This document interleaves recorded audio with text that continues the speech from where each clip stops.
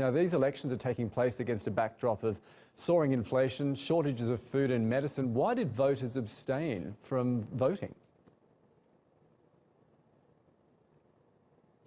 Well, as you all said, today Venezuela faces a new election in the middle of a deep humanitarian crisis. And this time they have to pick over 300 heads of municipalities. So abstention marked the day you were saying. And for example, in a municipality in the east of Caracas, only few voters walked at the polling stations with little hope of things changing, but with fear of giving away power to the government. Now, experts point out that the governments can take most municipalities in the country, but as you were saying, and many are asking and wondering, how is this possible? How is this happening? Why is the government, with little support, trying to and possibly getting away with most municipalities? So the answer is easy, and it has to do with the opposition.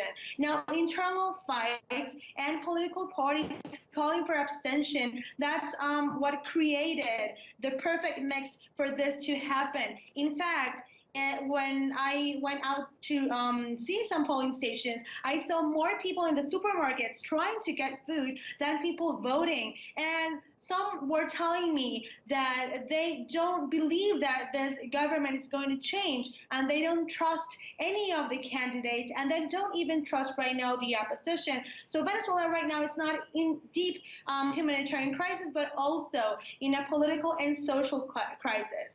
Right now, polling stations will be closed, and that's what everyone, the authorities have informed us.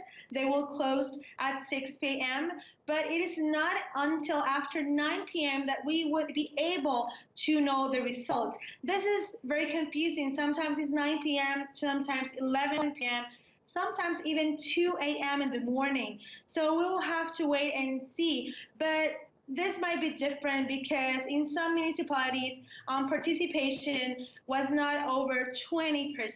So you can imagine how people are feeling right now, and what's the scenario for tomorrow. If the government takes away most municipalities, they would be, at the eyes of the rest of the world, they would be legitimized. But internally, no one believes in neither in the opposition nor in the government. So it is very confusing right now, the situation. And this is just ahead of the presidential elections in 2018. Okay, that's journalist Ana Vanessa Herrero in Caracas. Thanks for bringing us up to date on the elections there.